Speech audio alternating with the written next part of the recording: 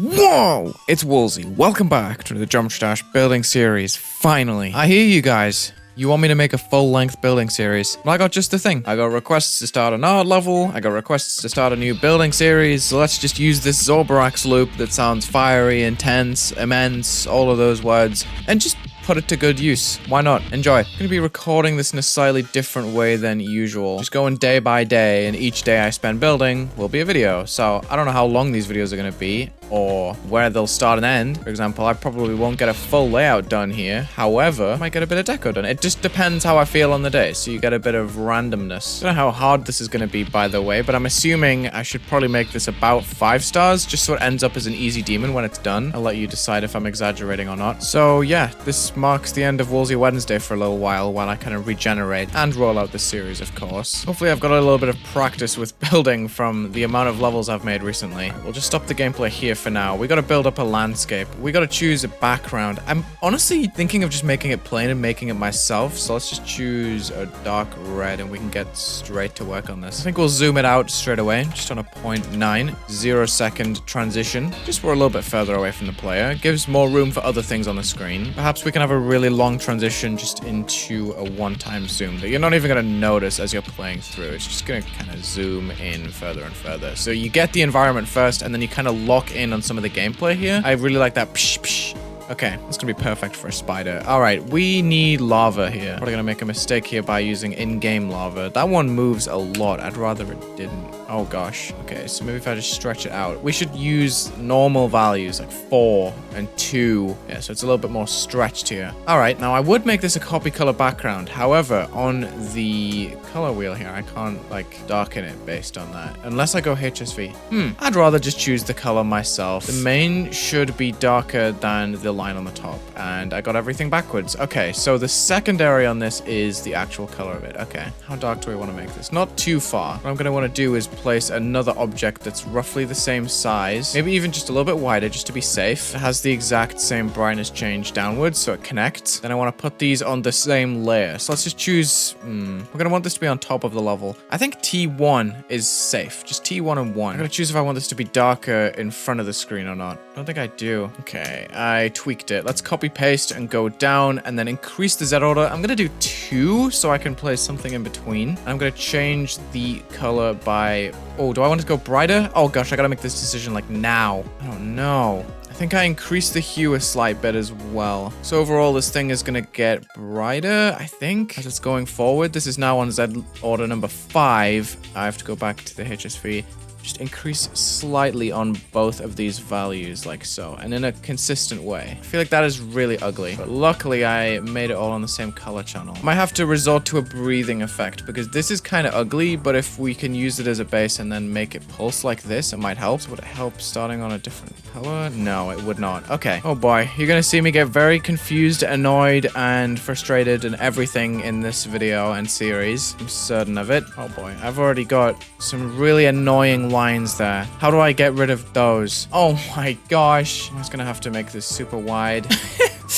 Oh boy. I have a question for you in the comments. Have you ever made an art level before? And if so, am I doing a bad job? I just don't know how to get rid of that line. Yeah, there's just a gap between. That's really annoying. Maybe if I just select every layer and move it like a slight pixel closer to itself, it'll fix. That's probably as good as I'm gonna get. So we take color channel number 1 and we set it to its default and we make a short fade over to a darker color. I can actually just use these sliders again. Just start fading them to different brightnesses. Yeah, so we get that effect that I was talking about. Then we have to go back to default. Maybe I'll spread them out a little bit more and increase that fade time back up to the 0.5 just because I wasn't sure on it. This looks okay. If I start it straight away and loop it, this should be good. I mean, it looks like lava at least. I'm gonna quickly delete everything that I set out. Start giving these groups. So this can be 5, the next one could be 6, then 7 and 8 and 9 as we go down, just so we can create different movements for them. First off, they're gonna be moving at different speeds on the x-axis, like a 0.95 for group number 5 at the top, which is 95% of the player's speed. So that's like pretty much there. Actually, these should be moving towards the player if they're on the foreground, so we should do something like this and then increase that, or I guess decrease it by a 0.05 for for every single layer. Let me just move this object over to here so you can see what it's doing as I'm playing. You see how the front is moving quicker than the rest. That's a good starting point. And then we should also make a wavy effect for them. Starting off with the front layer, which is number 9, we can have it ease in out of like -10 over a second, followed by the other layers one after the next, like this, just so everything moves down. And then we can start a wave going up with the exact same triggers, just copied to 20 this time, and we can make that a longer move time. We can spawn loop these by setting them all up here, giving them a group 10, starting the loop here just to activate on spawn ordered, and we're going to copy and we're going to finish this loop off with a -20. We can restart the loop just with 10. This time is going to be activating itself right here. Just going to move these objects up so I can see. There should be a wavy effect right there. That looks good. I really just have to make sure this whole wave is continuing across. Yeah, this looks pretty nice already. I quite like it. Okay, so I've already managed to layer the blocks in between the waves. That's why I left the gap between, but you don't really see it very much, so I might move the camera down or make the gameplay move down naturally. We can easily drop a platform a lot here. We should add movements and stuff for all of the blocks, but that's yet to come. We're gonna add a background and stuff. I really like how this goes further down. We have to just tweak that so it doesn't go completely into the lava. We can also just manually move the whole lot for sections like these just by giving them a group number 11 and setting them up to go up at this point for like 2 seconds all together. I think we could go one by one, but I'd rather just do it like this in a controlled manner with one single trigger and group. Should be as simple as just moving it up and down on command, but we'll see. There we go. Now it's following us a bit more. That's better. It's on screen almost at all times, which is really nice. Also, you can see how it's breaking when it's loading on and off the screen at the sides right now. I just gotta fix that. It should be really easy, just with a don't fade, don't enter. I wonder if I can add a gradient on top of this layer. If I just put a corner here, give that group number 12, and then add a corner over here, which is gonna be on group number 13 instead of 12. Give them both the moving group 11 so it stays connected. Thinking of moving this bottom corner up just a little bit, because look how far down the screen it is. It's gotta go up here at least. I think what we can do is set up a gradient trigger with those corners in. So the bottom left, which is going to be these two, is going to be 12, and then the top right is going to be 13. It looks like it. We should be able to layer this on T2 or something. Yeah, I mean, look at that already. We should be able to add this as black blending on one layer and make it invisible. Aha, I can rotate it a certain way so it's red at the bottom. That looks really good in situations like these. I'm gonna make sure our detail is yellow, I think, just to complement the red a bit more easily. I mean, that helps. That's just gonna sit there on top. There is a slight little glow overlap there that's just kind of leaking into the background, but that's kind of natural. I kind of like that about it. And I wonder if we can set up this piece of the gradient right here on an... Oh, we could just move 13 itself. I was gonna say on a new group, but I'm just thinking, dude, we could make a little glow movement here. It's just gonna move up and down. We can make this really slow. Let's move it well out of the way of the level. Just on group 13, we're gonna be moving it up and down 50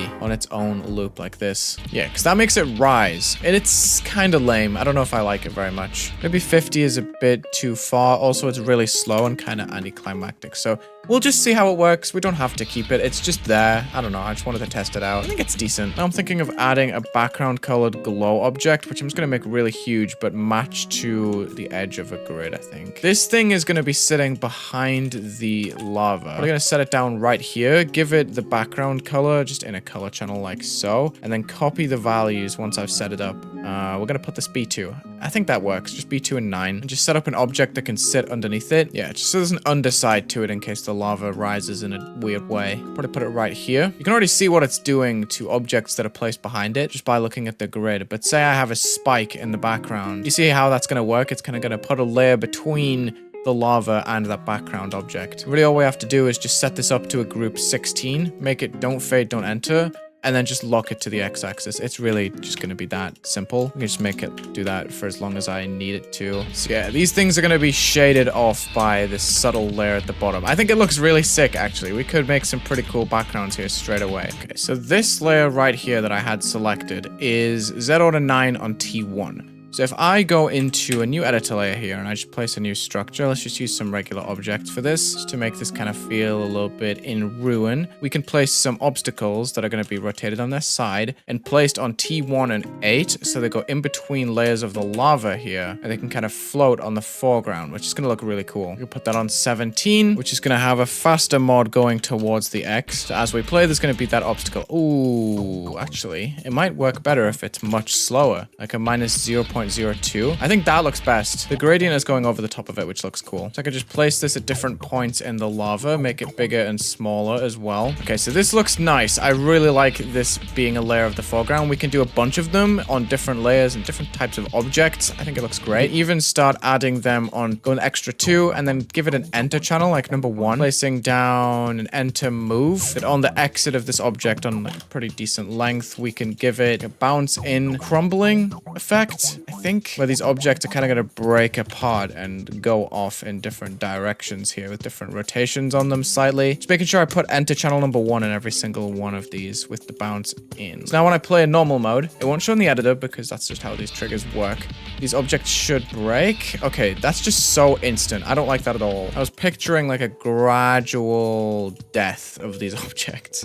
Ease in? I don't know. This one's gonna be weird to fix. Maybe it just needs a shorter length. I think the 100 was kind of overdoing it here, not gonna lie. Ugh, it's just, I want it to go further off the screen. I think the offset is throwing it off, because it just ends the effect before it goes off. I don't know. Let's give it like a consistent minus 20. Maybe that way I can increase the length and it'll look better overall. But, you know, there's a lot of testing. I mean, yeah, this is working the way I wanted it to. It's just not as noticeable as I would have thought. Okay, I placed both the lengths on 90 with that new left offset thing, and that's working much better. I kind of like how they're demolishing as we're going on. We can do that with a bunch of objects on the front. I'm actually going to preemptively create these layers here. So I think this one's going to be the front layer. There are going to be new layers behind on a new enter channel that have less length. We can decrease that by like 20 and then just keep everything the same. Same with the area move. Sorry, the enter move. I'm so used to using area triggers, but now I'm using enter triggers. I don't actually know why. I just think it's easier to control like the sides of the screen. Because now I can put maybe a saw blade on T1 and 6. It should go on a different part of the lava. Yeah, you see how this one is the front? Then there's 2 layers in front of this one. I have to make this saw blade a lot slower for this to be effective, I think. Let me just custom rotate that. There we go. And I'm really glad I created that gradient now, because look how tinted yellow it looks. Every saw blade I'm adding, by the way, just got to make sure I go into this and put the enter channel as 2. Oh, I need the movement as well. Oh gosh. Okay, so I got to create new layers of this. What's the next free at this point? 18? We can increase this by a 0.1 every time, I think. Let's just give this group number 18, and this should be moving. That's very fast. Oh my gosh. This needs to be much smaller and further down. Let's see. Okay, we have the saw blades, we have the spikes. This is working almost perfectly, except that one looked a little bit strange. I couldn't even explain what just happened, I'm not gonna lie. Yes, this is what I was looking at. That looks so weird. Oh, it's because this object... Oh, I'm using like translucent objects, so it's kind of letting some visibility in. I should just be able to delete these every so often. Just go through normal mode and just pause and delete whenever I see a weird overlap. That's just an oversight of my block choices. Oops. Gotta be some weird pixel object I can just stick out of it. Yeah. See? Don't sleep on pixel objects, man. They're actually good. Oh. That needs to be black and black. I'm not gonna lie. That was almost looking awful. Oh, dude, the overlaps are killing me. I really should have chosen better objects here. Ah. Also, is this layering properly? I really don't think it is. I think it's... Yeah, it's not even poking up at all. No! Dude, sleep on pixel objects, man. I'm just gonna warp this object across a little bit. Oh god, it's just floating. Okay, my new strategy is to just copy paste this a lot in different places and then just delete the ones that don't work afterwards. That one works. This one looks weird. This one looks weird. Oh my. What a mess, man. Oh, it actually doesn't look too bad. I'm actually kind of slaying. Every single one was good apart from that one. Come back. Get out of here.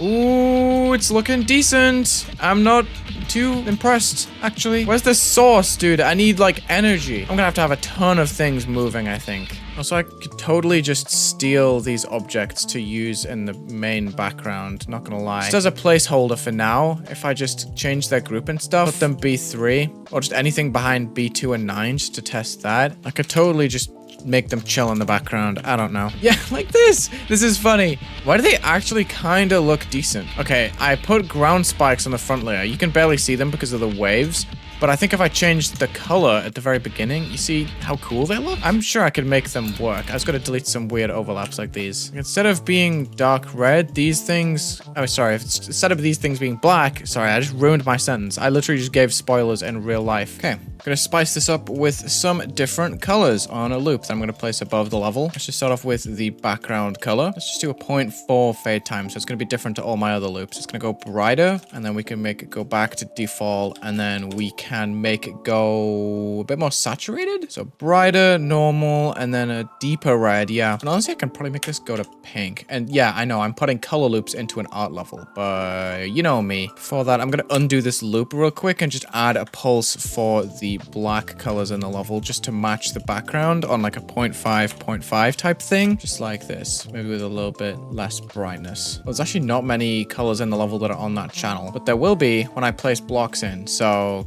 gotta set that up. That's probably the best color, just something subtle like that, so it kind of just glows red. Yeah, so you see they're kind of just breathing there. Now for the gradient, the detail is this big yellow color right here. We're just gonna make 2 pulse on and off of black on like a 0.2, 0.1 pattern. Maybe we can just flip that for the last one of its sequence. So this gradient is flickering on and off. I already like that tone change. And the color in the lava can change, which is number 1. We'll keep this on a 0.5. I'm going to shift this towards more pinky and orangey tones. Then we can use edit color triggers, which are going to be super satisfying right off the bat. I'm going to go with like a 0.05 fade time, which is going to increase the brightness of everything. Let me just preview shaders here. Boom. Okay. Now what do we want to do? We want to tint it red and probably decrease the brightness of everything a bit less than that. Okay, so you can see already the tint to red definitely helps. We're going to put that on a slightly longer fade time and then fade it off back down to 0 over, I don't know, 0.8 seconds. I'm feeling groovy. Maybe going to make it have a big pit stop at a giant value for brightness of red in between. I think that just looks good. Like a 2-step pulse there. I feel like that color of red has a lot of urgency to it. It matches the wail in the song. Like the... And some of these are going to go a little bit more blue, I think. But not noticeably so, I think. Because yeah, this looks ridiculous.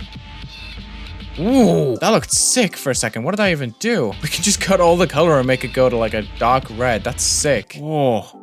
You can do a lot with this. Oh my goodness. Okay, I'm just going to change the final color change on a 3-second one. I'm going to test a purple at the end, but these are the colors I've chosen to go with. I really like how that red looks. It makes the lava go crazy. The colors just vary a lot with it, and I want to use that. I'm not sure if I like this color. I don't know. I'm gonna rock with it for now and see if I can place any block design in, and then I don't know how much longer I'll have for this video. Okay, so say I was to use some black blocks here. They should go a brighter dark red. Yeah, you see? How do I texture this? Do I just put rocks above it? I don't really know what I'm doing. Wait, that just looks amazing straight up, but it kind of just looks simple. I don't know. I want it to be a bit more subtly textured than that, but it looks good on its own. I want these to be behind all the waves. So that's B3 minus 7, then I can put this B3 minus 6 on top. There we go. I can probably just copy paste and rotate. I don't think these have to link up. This just looks nice, but it's too square. You know what I mean? And one of my options is to just put rock objects behind, or maybe just stretch. Hold on. If I take this object and link it, I could probably just stretch it like that and create a different outline. Like, yeah, that's an option. It just looks a little bit odd though. Should maybe be darker overall because yes, it's on the color channel black, but it's also pulsing. So I think I'm gonna stick with something like this. I think that looks nice. Making a lot of versions of this object in different shapes and sizes here.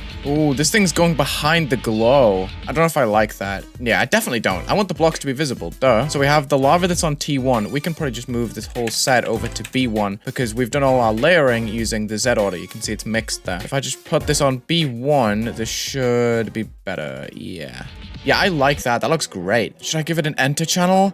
Oh, this might be a bit ambitious because there are a lot of layers here. Some of them are huge. So let me just try it, I guess. Okay, let's see if it just breaks going off the screen. Ooh, it could look worse. I'm going to change it to something like 2 or 3 just because that has a longer length. This is enter channel 3. The length is 40 instead of like a million. So the plan is to just place this every so often. For some of these taller objects, I'm probably going to chop off the bottom one and then just copy this group of 3 like so. Okay, so we've done all of these pillars. We'll just take them out and we'll just start with another block. This one's probably going to be the hardest to use, so I guess I'll just put that in now. I want to put this on the ceiling in some section. So I'm going to play through just so I can tell where I need to put these objects. And let me put hitboxes in. Actually, that's really inefficient. I'll just make a big one. Ooh, I can just put this right here. That's beautiful. I can really just stretch these to fit the gap. This is a 2-block structure, but then I just extended it to fit the structure right here, and it just looks fine. It doesn't look bad at all. We're just gonna half space these upwards and create a few structures in the sky. And since I can't join these up very well, what I'm doing is literally just placing pillars that are spaced very slightly apart like this. Okay, now I'm just filling in the gaps and we should be good to go. Okay, let's see the progress. Whoa, that block is so far underneath the level. Okay, this looks nice. Look at the transition on the left too.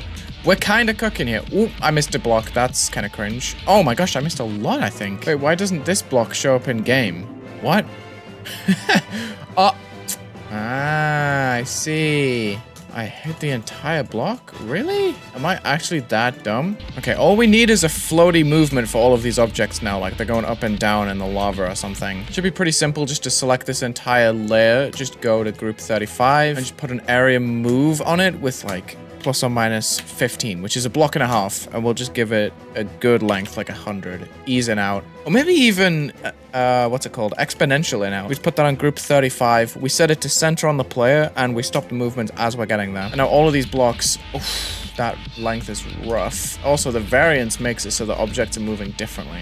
Okay, no prob. What we do is we get rid of that variance, and we just set up a 5, and we should just be able to select a bunch of links. Oh, I didn't link everything. That is tough. Just gotta select some precise objects here. But for the objects I'm selecting right now, maybe not that one, we'll give this group number 36 instead. And once I change the length to 200 instead of 100, we can change this to group number 36 and change the move distance to something a little bit different. So now we have 2 sets. Oh, now it's 2 unnoticeable. Ugh. Set the lengths to 150, and I've chosen sign in out. It just feels a bit better. You see? There we go. Now the rocks are kind of floating up at different speeds to one another. Oh, I just realized something else I have to fix. Look at the edges of the screen. The cracks are moving off the blocks. Oh my gosh, bro. First off, let's get rid of that fading effect on the sides. Second, let's just manually select all of these objects. Oh, I have links turned on. I'm glad I noticed. Yes, I'm only selecting here the objects that are cracked. Give them group 37. And I don't know if these triggers break or not, but I'm going to place an enter scale with an exit only. Oh, these don't go on groups. They go on channels. Oh, that sucks. I'm just going to use an area trigger then, because I am A, impatient, 2, petty.